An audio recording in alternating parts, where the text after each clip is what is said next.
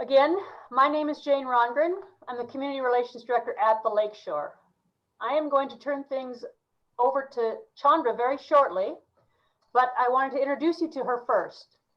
Chandra Lewnau is joining us today to present on the topic regarding Veterans Pension Benefits, also known as Aid and Attendance Benefits, brought to you by us here at the Lakeshore. Chandra is an attorney who has an extensive background in estate planning, elder law, and veterans pension benefits. Chandra moved to the Seattle area in 2010 after practicing law in Austin, Texas for over 10 years. She first became interested in the estate planning and elder law field when her beloved grandmother was struck with Alzheimer's disease and her family struggled to care for her at home with no legal plan in place. That interest was solidified as a student attorney at the University of Texas Elder Law Clinic that she participated in. In the long run, Chandra decided to use her personal and legal experiences to help clients put in place an effective plan to avoid the many problems she has seen over the years. Before moving to Wall Group Law, Chandra worked at a well-known elder law firm in South King County, helping clients plan for retirement and long-term care needs using a holistic approach known as life planning. Chandra is going to share a little bit more about herself, her educational background, and more. So I am going to turn things over to Chandra right now, and I will visit with you when her presentation is over. Thanks so much, and I hope you enjoy the presentation. Hi, everyone. I'm just going to switch to my screen now, and hopefully this will go smoothly. And is everyone able to see my screen now? Yep. Yeah, okay, great. So thanks so much for taking the time to meet with me here today. Today's topic is going to be estate planning, what senior veterans need to know. And just to give you a little bit of roadmap, I'm going to just tell you a little bit more about myself. Then we're going to just go over some of the basics of estate planning, and especially estate planning for seniors. Then we're going to talk about some of the benefits that are available for veterans to help pay for care. And then we'll talk a little bit about how you put those two pieces together. We'll probably take a break for questions partway through, so you can raise your hand or ask to be unmuted, and then we'll take some additional questions at the end. So again, thanks everyone for coming today, and let's get started. So again, my name is Chandra Lewnau. I'm an estate planning attorney. I've been doing that for about 20 years. She said I got started interested in this field when my grandmother had Alzheimer's. She had Alzheimer's for very, very advanced Alzheimer's for 10 years. And I don't know if any of you have had to deal with someone with advanced dementia, but that is quite a struggle for the family. And just watching how my family dealt with that just really made me want to make sure I could help other people make lives a little bit easier for them. I went to Harvard University undergraduate, and then I got my law degree at the University of Texas in Austin. And I've been here in Washington State since 2010. I've decided I truly belong in the Pacific Northwest because the rain and the cold and the dreariness doesn't bother me at all. I get upset now when it's above about 65 degrees. I'm wondering why it's so hot. So I definitely can't ever go back to Texas. I am VA accredited. I've been working at Wall Group Law for the past 3 years, and Wall Group Law has really made it their specialty to work with veterans and to help veterans. We've got so many veterans in this area to get benefits that many of them are completely unaware that they are entitled to. My uncle was a Vietnam War veteran, and he passed away last year, but before then, the VA benefit was just invaluable to him. So, what is estate planning? So a lot of people think of an estate plan as something that only really wealthy people have. And it's really anything but that. Estate planning is just really basically, it's going to help answer these questions for you. Who gets what when I die, right? That's what we think of as a will. Who's going to make decisions for me, right? If I can't make decisions for myself, do I have someone in place whose name that I trust that's going to know my wishes and follow them? So who's going to make my decisions till I die? How will I die? Am I going to be hooked up to machines for weeks or months when there's no point, or am I going to be allowed to die naturally? And for our seniors, really important question, how am I going to pay for this care, before I pass away? Um, Care costs can be incredibly expensive. In this area, average nursing home cost is about $9,000 a month. And no matter how much you have in savings, that's a big number. So how am I going to pay for care until I die? And then if you're lucky and you have enough money, we may also be worried about, can I help my family avoid paying unnecessary taxes after I die? Main thing to remember about the estate plan is that it's going to speak for you when you can't speak for yourself. If you want to stay in control, if you want your wishes to control what happens to you, you have to get an estate plan. Now, one of the things that a lot of people don't realize is that the state of Washington has a plan in place for you. So whether you are aware of it or not, Washington has already got a plan for you. Now, whether or not you agree with Washington's plan for you, that is the question. So for those of you who don't have an estate plan, or maybe have a plan that's become outdated over the years, right? Maybe it just doesn't work anymore. Washington's going to make some decisions. A lot of people ask me, doesn't everything just go to my spouse, right? This is a community property state. Doesn't it just go to my spouse? And really, it depends. If you are in a second marriage, right? If you've got kids from a previous marriage, then it may not all go to your spouse. One of the things we see quite often here is that it's a second marriage, but they're still living in the house that one spouse brought to the marriage. In that situation, if you pass away, you don't have a will, your kids actually get a part of that house, right? The house would be separate property if you owned it before marriage. The kids get half of that. That comes as an awfully big surprise to the widow or the widower when that happens.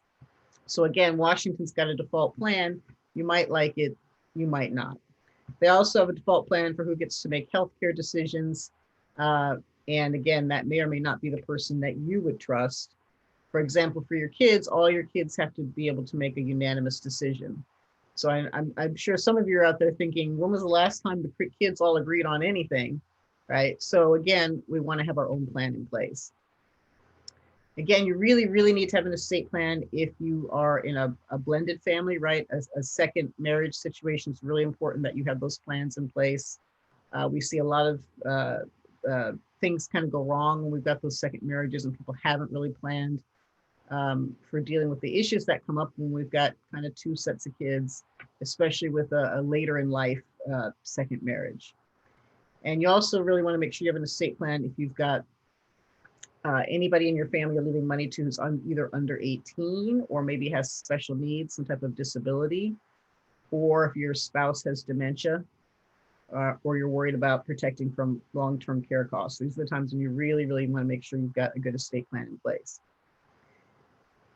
So again, the first thing we're thinking about is, how do I plan for death, right? There's a couple of different ways to do that. For a lot of people, the most common estate plan, again, is doing nothing, right? Just having no plan in place. Or a lot of people do everything through some type of beneficiary transfer, right? Oh, I've got to pay on death or a transfer on death on my accounts. I don't need to worry about anything. Those things are simple, but they can cause a lot of issues down the line. So the primary thing everybody's familiar with is a will. The question I get a lot is, I have a will, why do I have to go through probate? And what's probate? Probate is the process of basically settling your estate after you pass away, making sure that your assets go to the people who are entitled to them, making sure that your bills get paid. That's actually a really important part of the probate process, is the state wants to make sure that if you owe people money, they've got a right to get paid. And then again, distributing whatever is left to the people who are entitled to it. So if you have a will, it has to go through probate, right? And until the will goes through probate, it's just a piece of paper, because a judge has to look at the will and say, yes, this is a valid will. In Washington, probate is not particularly difficult or terrible. There are states like California where everyone wants to avoid probate because it's very expensive, time consuming. Here in Washington, it's relatively straightforward, but it's still an extra set of hoops you have to jump through. So good thing to remember also about the will, it's only going to control the assets that are titled in your name, right? So if your asset has a beneficiary designation, joint tenancy with right of survivorship, pay on death, transfer on death. That's actually not controlled by your will. So we want to make sure that those things are coordinated. They're simpler and less expensive to set up than the revocable living trust. It's the other major way of transferring property after you pass away, but it's very public, right? Anybody can look at your will after you die. Anybody can look at it after you file it with the court. The will does not give you any creditor protection during your lifetime, but it does work with Medicaid or VA planning. So again, we're going to talk about VA benefits later in the presentation, but I'm just kind of pointing out as we talk about these different tools, which ones work with VA planning and which ones do not. So next thing everybody's probably familiar with is the revocable living trust. Again, especially if you're from California, everybody's got a revocable living trust there because their probate rules are terrible. It's very expensive to do probate there. So everyone tries to avoid it with a revocable living trust. Again, that's not really necessary here in Washington. Our probate's pretty straightforward, but a lot of people still don't want the court involved in their lives. So revocable living trust lets you avoid probate, lets you keep everything very private. The downside is that you got to transfer your assets in the trust now, because the revocable living trust really only works for the property that's been moved into the trust. So one of the, sorry, that's my house phone, which I cannot turn off. Anyway, the revocable living trust, you have to transfer assets to it. And if you do not transfer assets to it, then those assets are outside of the trust and you may end up going through probate anyway. You do stay in control with the revocable living trust. It's called revocable for a reason. Revocable just meaning that you can change your mind. You can take it back. You can take assets out of the trust at any point in time that you want. So it's very, very flexible tool.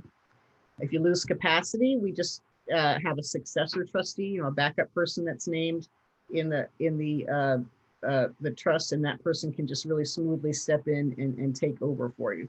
So it's a really good way to kind of manage your assets for that reason. Big downside to the revocable living trust, it does not work with Medicaid planning. It really doesn't work with VA planning, but here in Washington state, we have very specific rules that penalize you basically if you have a revocable living trust. I'm not quite sure why the legislature decided to do that, but if you have a revocable living trust, and you're in Washington state, we would basically have to take everything out of the revocable living trust before you could apply for benefits. So if we think someone might have to apply for benefits at some point in time, we usually don't recommend doing the revocable living trust. Another big misconception about revocable living trusts, people think the revocable living trust protects you from creditors, protects you from estate tax. It's really important to understand it does not do any of those things because it's revocable, right? Because you can take it back, you can change your mind at any time. The revocable living trust does not provide any asset protection, any creditor protection, does not reduce estate taxes. It does not do any of those things. So it's great for convenience. It's great for avoiding probate, but that's all it's able to do. Okay. We really want to use a revocable living trust if we've got property in more than one state. If you have property in more than one state, real estate in more than one state, you have to go through probate in each state. So a lot of our clients maybe have a house in Washington, one in Arizona, maybe down in California. That's when you want to have a revocable living trust here in Washington. You may also want to do it if you really want things to be kept private, right? You don't want anybody to be able to kind of know your business. Another common tool we have here, I don't know if anybody has one of these. They were really popular in Washington, I'd say like in the 80s, is the community property agreement. If you have a community property agreement, the concept is that everything you own as a married couple is community property. And as soon as the first person passes away, everything's automatically transferred to the surviving spouse. That sounds great, right? It's really simple. Everything just automatically goes to the spouse. All you have to do is file a death certificate and an affidavit that says, yep, I was still married. We were still married when he or she died. The problem is that a lot of times that undermines some of the other estate planning we've done. If we have set things up to provide some protection for that surviving spouse, protection from uh, uh, the Medicaid spend down, protection from being taken advantage of, protection from, getting remarried and naming new heirs. All of that gets undermined by the community property agreement because it just has everything go automatically to the spouse. So those, again, were real popular in the 80s. So some of you may still have them. Most of the time, if we have those in our estate plans, when clients come into us, we almost always end up revoking them because they kind of do more harm than good most of the time. Another thing to remember about them, they only work in Washington. So if you move to another state, even other community property states, they don't do this. I start practicing in Texas, which is a community property state. When I first moved here and heard about this, I thought, what? This is a very strange tool. We don't use it in any state but Washington. So there are lots of ways to avoid probate. The ways on the left are kind of simple, easy, convenient ways. Beneficiary designations, joint tenants with right of survivorship, gifting. All of these can go really wrong depending on what happens after you pass away. The other way we can avoid probate is with what we call an irrevocable asset protection trust. We'll talk about those a little bit more later. Those are used very often in order to help you avoid probate, protect your assets from creditors, and provide you some protection from those long-term care costs. So that's kind of one way to kind of have your cake and eat it too. Avoiding the probate, again, having those protections, reducing estate tax if you've got a larger estate, or protecting you from long-term care costs if you've got a smaller estate. So I think we'll probably pause in a minute or two for questions. We'll just kind of talk about incapacity planning, and then I think we'll take a pause to see if anyone has any questions before we get to the VA benefits part of the presentation. So far we've been talking about how do I make sure my property gets to the right people after I pass away. So I want it to go to the right people, right, at the right time. And I want to make sure that, if I've got a 12-year-old heir, I don't want to give them a big check. So I want to also maybe control the timing of who gets my property. That's all planning for death. One of the biggest issues that we face, however, is what happens if you become incapacitated. You're not able to make decisions for yourself. And I'd say for most people, there's a period of maybe about 2 years at the end of life where you're going to need at least some help with making decisions. Some people get really unlucky, like my grandmother, and need somebody to make their decisions for 5-10 years. But for most people, there's maybe a year to 2 years where you just need a little bit of help, to a lot of help making decisions. So the main tool we want for that is a durable financial power of attorney. A lot of you may have this document, but in my experience, either people have a very old power of attorney that's very outdated, or often they have one that's maybe a year or two old, but it's something, a form that gets downloaded from the internet. So I think I've had 3 or 4 powers of attorney that people have brought to me in the last week or so that were downloaded from the internet. And every single one of them was missing some really important provisions that we want to have in place for seniors. The power of attorney you had when you were 45 and the power of attorney you have now are really very different because we're worried about different things happening. So for seniors, if you happen to have a power of attorney, take it out after this. Again, they're going to send you the presentation so you can kind of look back at this slide because you want to look it over and make sure it's got these provisions. So first of all, you want it to be effective immediately.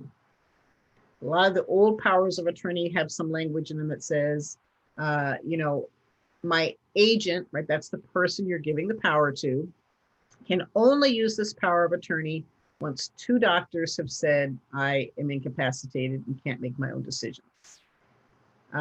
And there's really no reason we want to put that kind of restriction in a power of attorney. Again, if you trust your agent, right, if you're naming someone that your child or someone, your spouse, that you trust, that you think is going to do a good job, that's going to look out for your best interest, we don't want to put those kind of hurdles in their way. Because by the time you actually get an appointment, get in to see the doctor, and maybe have to get in to see 2 doctors and get them to sign this document, can be a real hassle. Doctors are not eager to sign documents that say their clients can't make decisions, so a lot of times they won't sign it.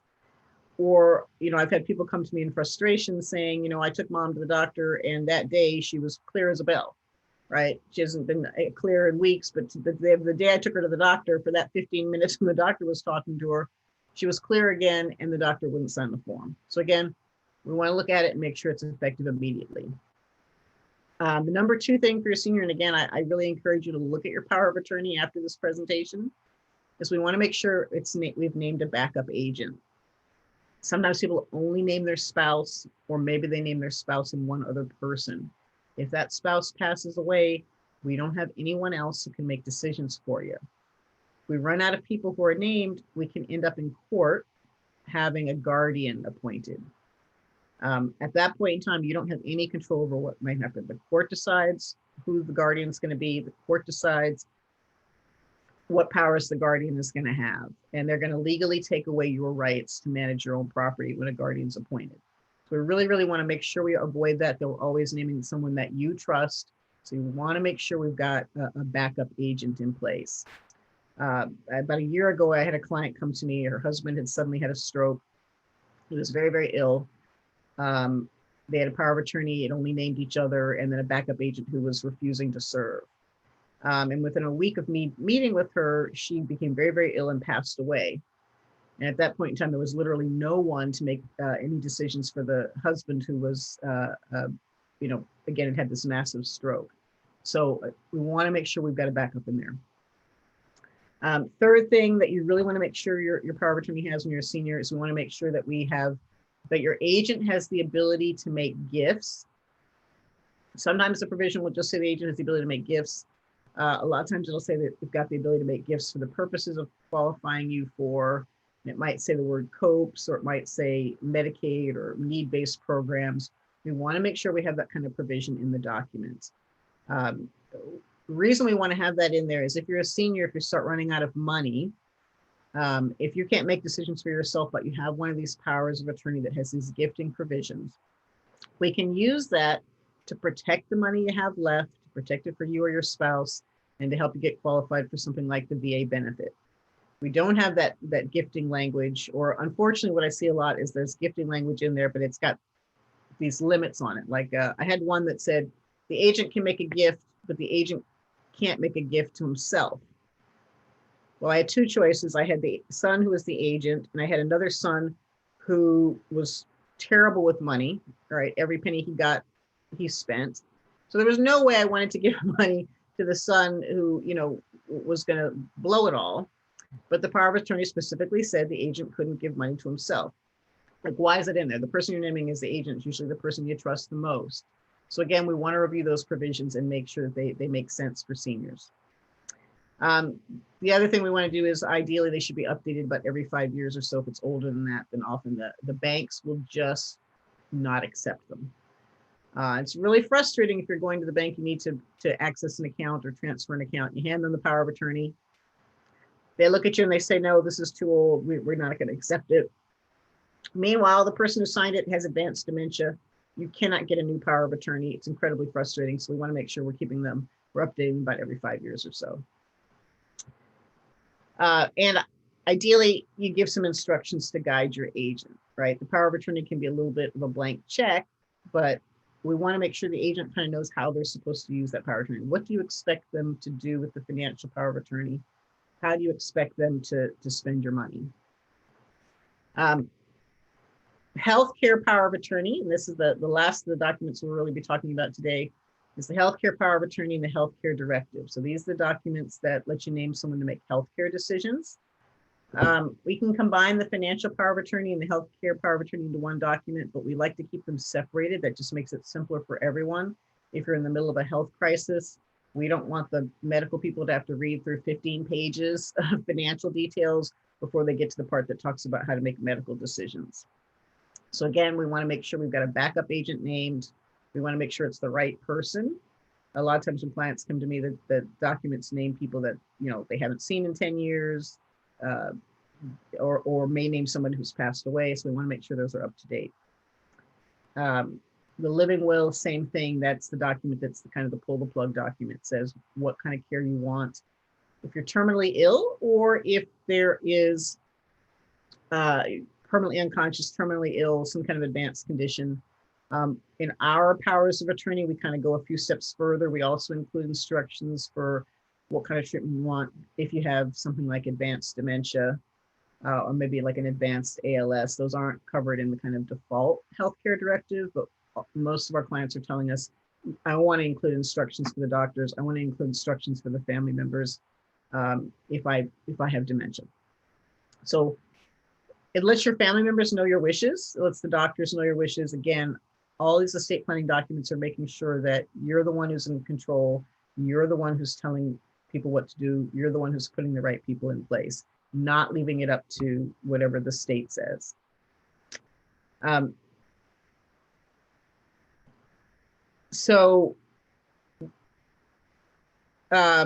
Advanced estate planning options.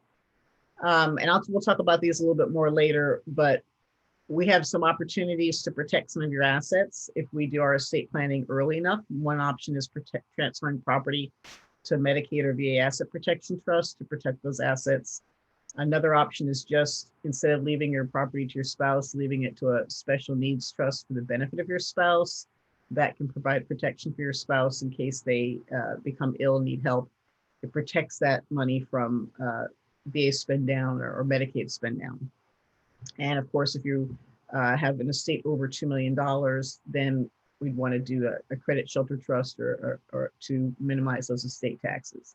So you might hear about the federal estate tax, which right now is like $11.7 million per person. But here in Washington, we have a separate estate tax that starts at $2.193 million. For a lot of people, when they add up their IRA and their life insurance and maybe a house, if you're still living in a house, you realize, oh, I've got more than $2 million. Who knew I have an estate tax problem? So I think, again, this will be our good stopping point to see if anybody had any questions about any of the estate planning tools, or if you're just ready to go ahead and get to the part you really came for, which is talking about the VA benefits.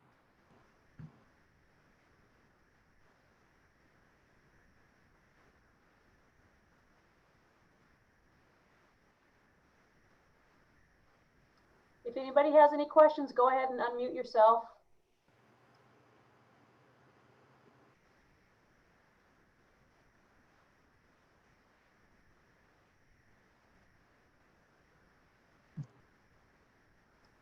Okay, I don't hear any questions and I don't see anything in the chat, so. All righty, so forward. Hopefully that doesn't mean you were super bored for the first part of the presentation. No. I just wanted to go through some of those basics of estate planning, and then we'll talk about benefits, and then we'll talk at the very end about how we may need to coordinate those two things. So, how do we plan for long-term care costs? What we're going to talk about today primarily is the Veterans and Survivors Pension. So this is a wonderful benefit. A lot of people do not know this benefit exists. They do not know that this benefit is available. They've been struggling maybe to pay their care costs for months or years, not realizing that they could have been getting help all along. So what is the Veterans and Survivors Pension? Probably most of you, if you've heard of it at all, you've probably heard it called aid and attendance, right? So that's not the technical name for it. The technical name is a veteran's pension. If you're a veteran, if you are the surviving spouse of a veteran, we call it the survivor's pension. It's a tax-free benefit, right? It's paid by the Veterans Administration for wartime veterans or the surviving spouses. You got to show both financial and medical need. So you have to have wartime service. You got to be aged, which is 65 or over, or disabled. And your net worth has to be below a certain limit. And your income has to be below what we call the maximum annual pension rate. So where does that term aid and attendance come from? Aid and attendance is one of the 3 rating categories. We've got the base level, right? The minimum amount of pension. We've got the housebound level. Housebound is kind of a weird category. It just says that you're, for some reason, unable to leave your house. We don't use that one very often. And then we have the aid and attendance category. That's the highest level pension. So because that's the one that pays the most, that's the one that we're usually trying to get people qualified for. So that's why everybody calls it the aid and attendance pension. There is no requirement that your disability be connected to service. Unlike the VA disability pension, you just have to have either, again, be over 65 or disabled. So how much can I get paid, right? How much is this paid? That's like the real question everybody's probably wondering, you know, what do I qualify and how much does this pay? So maximum amount you can possibly get under the VA pension if you're two married veterans who are both sick would be $3,032 a month. So that's a lot of additional income. Most of our veterans are going to, if they have a spouse, are going to be getting about $2,266 each and every month. And again, tax-free. So how do we figure out what you're going to get paid? Payment's the difference between your countable income and then the maximum annual pension rate. Maximum annual pension rate is determined based on how many dependents you have. Again, most of our clients don't have children, so most of them don't have dependent children. So usually if that means you and your spouse, whether or not your spouse is a veteran, and if you medically, if you qualify for that housebound or that aid and attendance rate category. Again, aid and attendance is the most generous of the settings, so we focus on that. For people who are just over age 65 and have limited income, you might be looking at the base pension. But for the base pension, the base pension level, the maximum annual pension is only $13,752 for a single veteran, or $9,224 for a surviving spouse. That means your income has to be below that level. So we're very rarely looking at a base pension, but it is possible if you have low income, sometimes to qualify for that. So rarely, but sometimes people can qualify. But again, most of the time we're looking at that aid and attendance level pension. So again, most of the people, if you've got married to a spouse, that's $2,266 extra dollars per month that you can have. If you're a surviving spouse, it's an extra $1,228. So again, that can really go a long way towards helping to pay for your care costs. These numbers usually go up with the Social Security cost of living adjustment, so they'll probably go up next month a little bit. Let's go over some of the basic qualifications. We already know you got to be over 65 or disabled. You got to be a wartime veteran. What does all that mean? So wartime veteran is anybody who served at least one day during a declared war period. You don't have to have been in a war zone. You don't have to have been, shot at or anything. You could have been serving safely in an office somewhere back in the United States. It just has to have been service during a declared war period. You have to have at least 90 days overall active duty service. And you have to have been discharged anything other than a dishonorable discharge. So there's honorable discharge, and there's a couple other different potential categories. But as long as it's not dishonorable, you can still qualify. So the wartime requirement is actually a pretty easy requirement to meet. Again, just one day. So if you served on the last day at a desk job in DC, you can still qualify. Most people know the declared war periods, World War II, Korean War, pretty simple. Vietnam War is a little bit more complicated, right? We had this sort of undeclared period of the Vietnam War. So if you, August 5th, 1964 through May 7th, 1975 is the official dates. But if you were actually in country, which means Vietnam and a couple other areas, you can go all the way back to February 28th, 1961. So if you're not sure, a lot of times people aren't sure if they were there in that earlier period, get out your DD-214, look at your service records and see if you potentially can qualify. Again, a lot of people maybe didn't think of themselves as having served in the war if they were stateside and if they were maybe in at the very, very tail end of the war or the very beginning end of the war. So, when in doubt, try and look at that DD-214. That's the paperwork they give you when you were released to see if you might qualify, or if you're doing this for a parent, right? You may not know the exact service dates. It always pays to double check and see if you may potentially be eligible for benefits. Some other requirements, right? For the base pension, again, you have to be over 65 or disabled. Almost everybody we're dealing with is over 65, so that one's pretty straightforward. You could also be receiving SSI or SSDI or receiving skilled care in a nursing home. But again, most of our clients, they're over 65, so that they meet that requirement very, very easily. For the aid and attendance requirement, right? Remember, that's the one that is the most generous one, pays the most money. So that's the one we're really interested in. What do I need to meet the aid and attendance requirement? So aid and attendance is shorthand for you need the aid and attendance of another person, right? Basically, in order to be able to perform normal activities of daily living. So that can mean either you need help with 2 or more activities of daily living.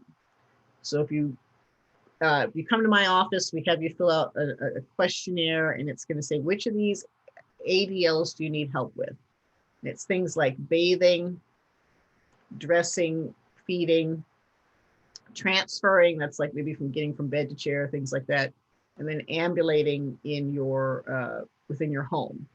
Ambulating, they added just about 2 years ago, so that really expands the category for a lot of people who maybe have balance or mobility issues, or otherwise relatively independent. I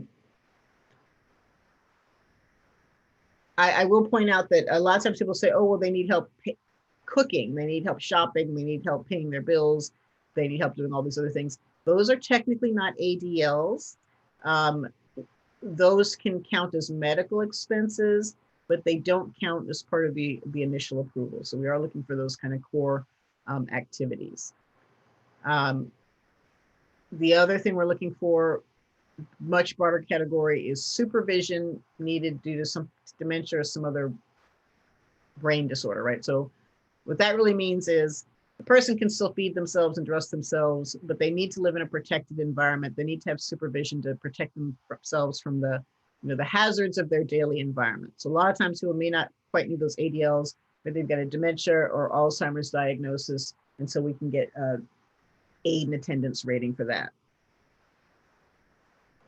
You can also get aid and attendance if you're blind or can't be corrected to more than 5 out of 200, or maybe you got macular degeneration or something, your visual field is very narrow. So it's important to keep that in mind. Or if you're in a nursing home. So by that, I mean like a true nursing home, not assisted living. So how do we prove all this? To get the aid and attendance benefit, you go to a doctor. There's a specific VA form that the doctor fills out, and basically the doctor supports your claim for aid and attendance, or hopefully your doctor supports the claim for aid and attendance. Every once in a while they write in, no, the person doesn't need help at all, and you're like, why? But the doctor is going to fill out a form, and that's going to be kind of the determining factor. So again, help with 2 or more activities of daily living, or you need supervision due to dementia. So remember, this is a benefit that's not only available to the veteran, it's available to the surviving spouse of the veteran. So we got a couple additional requirements for a spouse. So you have to have been married to the veteran for the 12 months before the veteran's death. They'll also ask if you were living together during that time. It's okay if you were separated because one of you needed to go into assisted living or something like that, but they want to know basically that you were still together. You do have to provide proof of marriage. If you were married before, you'll have to provide proof of those previous divorces. It can be a little hard sometimes to track down some of those divorce certificates or those divorce records. So if you're listening to this and it sounds that this is an interesting benefit, start gathering some of that paperwork. If you are divorced the veteran, you do not qualify for benefits. And if you get remarried after the veteran passed away, you do not qualify for benefits. So I'm not saying don't marry the new person in your life, but if your spouse was a wartime veteran and you're running short on money, it might be something to think about. There was an exception for spouses who remarried and then either that spouse died or they got divorced before 1990. So there's a little tiny exception in there. It's just, and we actually had somebody the other day, they were like 3 months short of that rule. And so they unfortunately didn't qualify for benefits. The only other special rule for spouses is that the rating meaning whether you qualify for that housebound or that aid and attendance status, that's always based on the health of the veteran. So if the veteran is healthy and it's the spouse that needs aid and attendance, then the maximum amount we can get is $1,500 per month. So remember, if the veteran is sick and they're married, we can get $2,266 per month. But if it's the other way around, the veteran is still healthy and the spouse needs aid and attendance, then we do max out at $1,500. So it's the only limit for spouses. Again, surviving spouses qualify. You can get up to $1,228 per month. You just have to be married to the spouse at the time the vet at the time they passed away.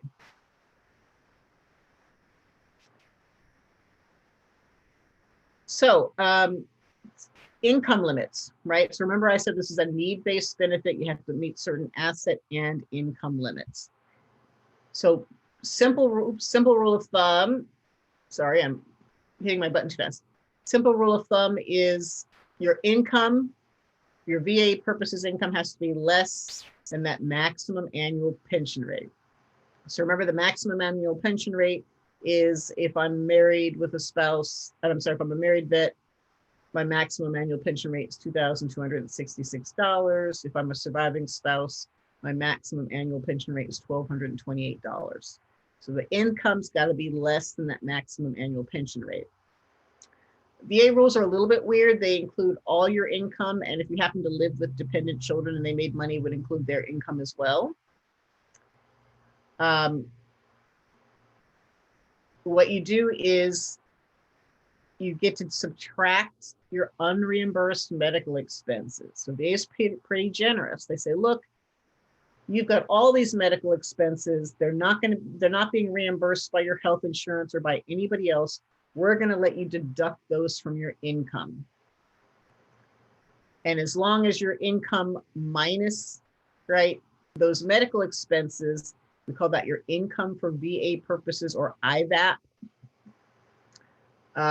As long as your income for VA purposes, after we subtract those medical expenses, as long as that's less than the maximum annual pension rate, you can qualify for pension. Basically, you get paid the difference between the IVAP and your maximum annual pension rate. And what that means is sometimes if people have been holding off on adding additional expenses because they weren't sure how they were going to afford them, so maybe you really kind of needed the next level up of help, but you were reluctant, just remember that extra medical expense can help you qualify for VA benefits, and the VA benefit can help cover that. So we want everybody to be aware of that. There is a little rule that you can't deduct the medical expenses until they exceed 5% of the maximum annual pension rate. So for a married couple, that's like $880. So here's an example of how it works, right? You might have income of $4,000, right? That's well over the maximum annual pension rate of $1,911. But your unreimbursed medical expenses are $5,000. Right? That means your IVAP is going to be zero. The IVAP can never be less than zero, right? We don't do negative numbers. So you would qualify. So again, $4,000, minus $5,000, right? You're short $1,000 every month. IVAP is zero. Maximum annual pension rate is $1,911. We subtract your IVAP from that, you're eligible for the full pension. So if this person had more income or less expenses, right? Their IVAP was, let's say, $500. Then the pension would be $1,411. So again, you get basically the difference between the maximum annual pension rate and the IVAP. That's the pension that you are paid. So what are these medical expenses, right? You're thinking $5,000 of medical expenses. That sounds like an awful lot of money. But if you are in assisted living, because you need the health care, not because you're not just for convenience, because you actually need health care, If you're in assisted living and you meet the requirements for aid and attendance, you get to deduct the entire cost of assisted living from your income, right? So that means you get to deduct the room and board, as well as the healthcare costs. It's all then considered a medical expense. So pretty much every assisted living I've ever looked at, the combined costs of room and board and medical care is going to be $5,000 or more, right? So even if you have relatively high income, once you need the aid and attendance of another person, once you need to be in that, once you're in that setting for healthcare reasons, we can really easily get you income qualified for VA benefits. So if you're thinking, I've got so much income, I can't qualify, look at your bill each month. Most likely we can get you qualified, or at least for a partial pension. This is very different than if you're living at home, by the way. If you're living at home, it's really just medical expenses. So if you're living at home, you don't get to deduct your mortgage, you don't get to deduct your property taxes, you don't get to deduct the cost of your food. You only get to deduct your actual medical expenses. If you're in the assisted living, basically everyone's deductions pretty much almost double, because suddenly we're deducting the whole cost of the whole monthly bill. VA doesn't care what setting you're in really to get for the medical expenses, so you can be receiving care at home. And you can also be receiving care from a family member, whether that's at a facility or at your home. The care can be provided by a family member. You just want to make sure you have a caregiver agreement in place. Anybody other than the spouse basically can supply your care. Net worth, so that's another key limit. New VA rules established a bright line net worth limit about 2 years ago. Before that, it was kind of a vague. Nobody was really sure exactly what the number was. We told people as a rule of thumb, maybe $80,000 as a married couple, $40,000 for a single person. So 2018, they changed the rules. They made it a little bit more generous. You can have $129,094 of net worth. Again, that gets adjusted every year, probably adjusted December 1st. It goes up like $100 a year, so it's not a lot, but it'll go up a little bit. The only weird thing about the VA is when they say net worth, they include all of your non-exempt assets plus 1 year of countable income. So a little bit unusual, but what they do is they take your income, they subtract those allowable medical expenses. That's your countable income. They add that to your assets to determine what your net worth is. So I said it's all of your non-exempt assets, right? So what does that mean? The $129,000, right? That's considered, we're going to ignore that. The house, whether you are living in a house or not. So if some of you still own your homes, maybe you haven't sold the homes, maybe you're renting them out. As long as that lot size is under 2 acres, the whole house is exempt. So I want to focus on this for a second, because let's think about this. If I live in Seattle, I could easily have a house that's worth $700,000, $800,000, $900,000. And it's not going to be on more than a 2-acre lot. The entire value of that house is considered to be an exempt asset for VA purposes. This is huge. I'm not sure this rule will be around forever, right? The government's always kind of trying to figure out ways to sort of save money. I would not be surprised. The 2-acre limit is relatively new. I think at some point in time, they're going to say 2-acre limit, that's kind of stupid. Why don't we also put on a cap? So for Medicaid, right, that's the other big need-based government program. You can have a house, but there's an equity limit of about $559,000. So the first $559,000 is exempt. Above that, it's considered an available asset. So my guess is that at some point in time, the VA is going to add that type of rule as well. So we want to kind of keep this in mind because there's some planning opportunities around the house that we have now that may not be around forever. You can also keep your personal effects. I don't care about your stuff. And you can have vehicles for family transportation. So Medicaid has a similar rule. You can have one vehicle for medical transportation purposes. The VA rule is a little bit more generous because it just says vehicles plural for family transportation. So we think we can maybe get a couple of vehicles in, and there's not really a limit on what the vehicle can cost, right? There's not an upper limit on what the vehicle can cost. So as soon as your assets are less than $129,000 plus a house and maybe a couple cars, you could qualify asset-wise for the VA benefit. So what happens if my asset, I've got a little bit more than $129,000? Can I just give my money away and qualify for benefit? So yes and no. So if I make a gift or a transfer, and then I apply for benefits within the next 3 years, I'm going to be penalized by the VA, unless I can give the money back.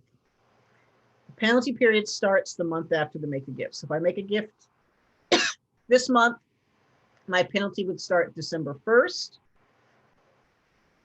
Every $2,266 I give away equals 1 month of penalty. So the penalty adds up really quickly. The maximum penalty is 5 years. So think about this for a minute, right? Every $2,266 is a month of penalty. My maximum penalty is 5 years. So my penalty could actually be longer than the look back period. So one of the challenges we see sometimes is people who apply on their own, right, without coming to an attorney for help. They don't understand these rules. They apply when they're in the middle of a penalty period. Like they don't know they're in a penalty period. They apply, and instead of having a 3-year look back, right, they can end up with a 5-year penalty. So you want to be really careful with this and make sure that if you have given money away, you calculate the penalty period and then you apply whatever is either 36 months, right, with the full 36 months and apply, or if the penalty is shorter than that, you apply after the penalty. But you just want to be really careful that you're not applying while you're already in a penalty period. And again, we only see this with people who try to do it themselves, right? If you go to an attorney or a veteran service organization, they'll make sure you don't make this mistake. There are some exempt transfers. Again, this is really important for VA planning. You can transfer any asset and just wait 3 years before you apply, no problem. Remember that house? That house is exempt up to 2 acres. So I can transfer a home of any value right, on up to 2 acres and there is no penalty. So I can take that $800,000 Seattle house, right, that I bought for $150,000 and has gone up so crazy in value. I can take that house, I can transfer it, and the VA will not punish me for it, right? I can still qualify. And once you're below the $129,000 net worth threshold, you can transfer assets. Below that, there's no penalty. And their theory is, well, you're qualified for the benefit anyway, so we're not going to bother to punish you for making additional transfers because you were already qualified. If you have a special needs child, someone who's been disabled, before the age of 18, you can also make transfers to that child. And if you made gifts before October 18th, 2018, that's the official date the rules changed. Before that, there was no transfer penalty. Before that, you could come to me today, we'd transfer the assets tomorrow, and the day after you could be eligible for benefits. So that was the old days. So if you made a gift before October 18th, 2018, then there's no penalty. They may harass you for it when you apply, but there's technically no penalty. Big warning if you're doing the planning. Again, one of the reasons we encourage people to work with an attorney when they're doing this planning is that may result in a Medicaid penalty. So most of you who are at ERA are not ever thinking about Medicaid. It's not really on your radar. It's not likely to go to Medicaid. But if you live way longer than you expect, if you somehow something happens, you end up running out of money, if you ever needed to look at Medicaid, the Medicaid rules for transfers are quite different. So a transfer that might not cause a problem for VA, right? Again, like this house of any value, not a problem for VA, but for Medicaid, that would result in a fairly lengthy penalty. And we're getting close to the end here. So how do I apply? Step one, you want to determine if you're eligible. So a big VA rule is that if you apply and you're not eligible, you have to wait a whole year before you can apply again. So you really want to make sure you're eligible, that you meet all those requirements before you apply.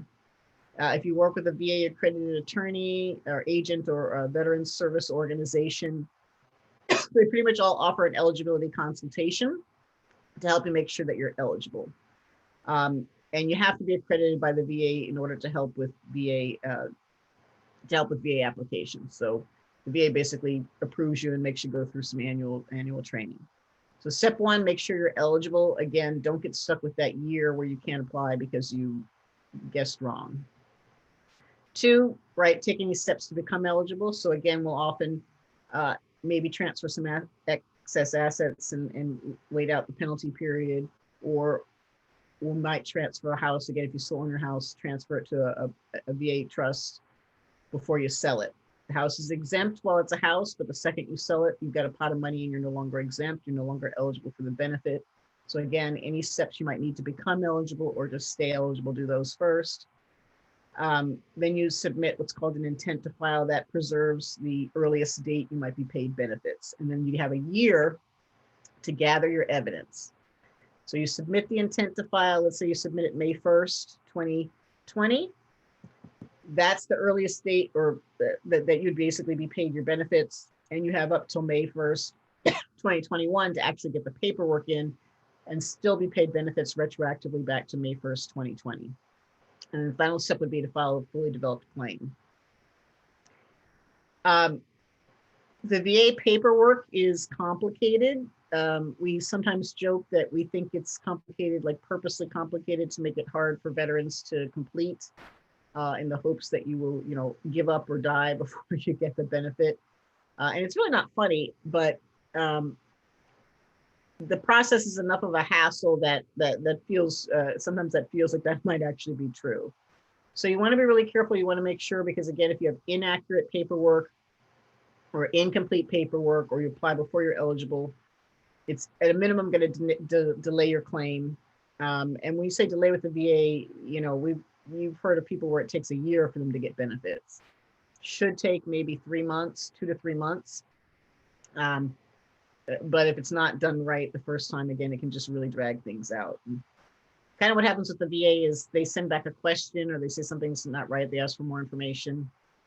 And then it's kind of like a 6-week turnaround every time they ask for something. So it takes them 3 weeks to review that they send something back to you, and it takes like another 3 weeks before they respond. So we really want to make sure when we're applying that we get everything just right the first time.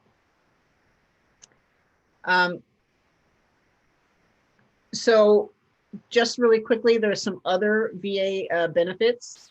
If you have a service-connected disability, classic one is you are a Vietnam veteran and you have diabetes.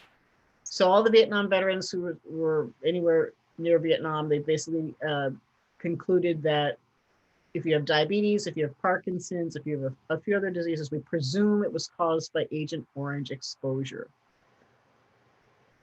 So that's kind of the classic one that we're seeing now, where when you left the service, you had no idea you had a disability, but 40 years later, you've got diabetes or Parkinson's. The disability pension, right? You have to prove it's service connected, and then they establish a rating from 10 to 100% disabled. Where we really get interested in the VA disability pension is at that 100% disability level. So I think this chart's actually from last year, I think it's the 2019 numbers. But if you look at it where it says veteran alone, right, the 90% payment is $1833.62, right? That's less than the $1911 I would get for aid and attendance. But when I jump up that last 10% to 100% disability, I get a huge jump. The benefit is $3,000 a month. There is no income limit on this. There is no asset limit on this. So it's hard to get to that 100% rating, but if you are at an 80 or 90%, or maybe you've got diabetes and you never even occurred to you that that was service connected, we want to take a look at that because it's potential at some point of, again, up to this $3,000 a month value. My uncle, again, was a Vietnam veteran. He had diabetes, had some strokes due to that, and eventually ended up with 100% disability, at which point the VA pays this generous pension, and there's additional health benefits that are available. And then the only other one I wanted to talk about for VA is the dependency and indemnity compensation. So this is for a surviving spouse where the veteran's death was service connected, either in service or, again, maybe the veteran was 100% disabled and then died. That benefit's more generous than the aid and attendance benefit for a surviving spouse. So you get a base rate. Potentially, if the vet was disabled for 8 years, you get another $284. And then if the spouse needs aid and attendance, you get another $332. So that benefit, you could potentially get $1,956 versus the $1,228 you would get as aid and attendance. So again, if your spouse was disabled, 100% disabled, there's some additional money available. And finally, Medicaid. Again, most people at a place like Arrow are not really worried about Medicaid, but that is kind of the final option. If you run out of money, you can only have $2,000 plus a house, a car, and a burial plan. Your care costs have to exceed your income. And Medicaid has a 5-year look back on any gifts. So what we often do for clients is we get them eligible for VA benefits, possibly by, again, transferring the house to the trust before they sell the house. Then the house is in a trust, we sell it, it becomes a pot of cash. The kids can use that pot of cash to help pay for care so that you don't have to go on Medicaid, right? That plus the VA pension can help keep you off Medicaid. But if the care costs get high enough where your income is still falling too short, even with the VA benefit, then eventually at some point in time, people might need to look then to Medicaid. So again, we're helping people get the VA benefit. That extra income is often enough to help you pay your bills, to keep you where you are, where you want to live, and to keep you off Medicaid. The sooner we can get the VA benefit for you, the longer your money will last, right? So if you're right now, if your income is, $1,000 less than your care costs every month, you're eating into your savings $1,000 every month. If we can get you that, if we can get that $1,000 covered by the VA benefit, your money is just going to last that much longer. So that is about it. Again, if anybody needs help, has any questions, feel free to reach out. I know that I'm going to send you the recording of the presentation. So if you have questions that come up over time, feel free to reach out. It's really important to at least get some good advice at the beginning if you're looking at VA benefits, just again to make sure that you're on the right track, that you are eligible before you submit that application. Any questions? Comments, questions, anything? I'm more than happy to stay and answer those. I hope I have not put everyone to sleep. Everybody's video is off, so I can't tell if anyone is even still awake, but hopefully, hopefully 1 or 2 people have managed to stay awake till the end. And if you have a question that you don't want to ask in front of other people, again, I think you can email or call in case your question is not one that's suitable for the whole group. Chandra, we have a question in the chat, and it says, if you are married, filed for benefits, end up qualifying and die while awaiting, can your spouse get reimbursed for the medical expenses? So within limits, yeah. So and it's limited in terms of what benefits you can get after if somebody passes away during the process. But basically, if somebody else is kind of financially responsible for for whatever the costs were.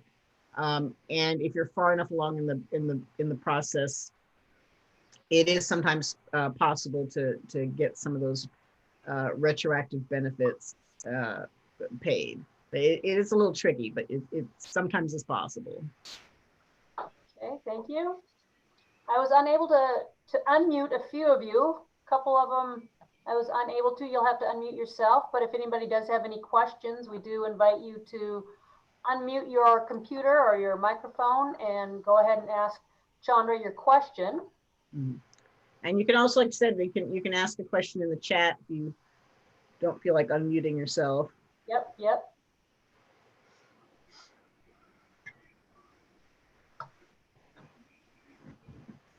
So in case you're thinking of asking a question, feel free to interrupt me. But I do want to, first of all, thank you, Chandra, for being here with us today. This is some very valuable and interesting information. You know, I'm only 55, but I did not fall asleep during this information. I found it really, really interesting. And I think it's really important that we get this information out because I think there's too many people that just really don't realize there's a benefit available for our veterans. There are too many people who don't know it exists at all. And I would say the reason I do these presentations, I have people who come to my office every week, and either they just sold the house and I have $300,000 or $400,000 I could have protected that now I can't protect, or they've been struggling to pay the bill for months. The support senior's been stressed out for months and had no idea that they could get this extra money per month. Or we finally get somebody qualified and they really probably could have been qualified years earlier, but they just didn't come in. We finally get them qualified and then they die like 2 months later. And that's all that money that could have been gone to their spouse, to their widow, to their family that's lost. Yeah. So again, it's just really important to me to get this information out there. If you have friends who are veterans, maybe friends who are still living at home, you know, I'd love for people to spread the word about this. Again, you can use this money to pay for care in the home. So if somebody isn't bringing in care because they don't think they can afford it and they're a wartime veteran, you know, again, we may be able to get them that benefit. They can pay their child, they can pay a family member to provide that care. So we just want to make sure that our veterans who have, you know, fought for this country, you know, that are entitled to these benefits, right? You earn these benefits, that you're aware of them and that you're able to get them. Yeah, very, very, very much so. Again, if there's any questions out there, feel free to speak up. You can always contact Chandra directly. If you do want a copy of this presentation, as we mentioned it in the beginning, we are recording it. So when we send out the survey information, you could respond to that and ask us to send you the link to the recording, and we'll get that to you as soon as it is available. Happy to do that. So we will get out that survey sheet soon. We want to have you tell us about your experience with the Zoom event. We continue to try optional ways to connect with all of you and present helpful information during this COVID-19 restriction time period. And we really want to hear from all of you as to how we can make this an even better experience. So again, thank you for joining us, all of the participants. Chandra, your time and knowledge is greatly, greatly appreciated. So thank you so much. Thank you for the opportunity. Yes. Absolutely. Absolutely. We appreciate it. And again, if anybody is interested in more information on the Lakeshore or from Chandra, or is interested in a virtual tour or know somebody who is, we are happy to set that up for you. So unless anybody else has anything to say or questions, I think we are done here, and we will close the Zoom presentation for the day. So everybody have a great afternoon. Stay safe. Chandra, again, thank you so much. And we look forward to hearing from you again very soon. Thanks. Bye-bye. Everybody, bye-bye.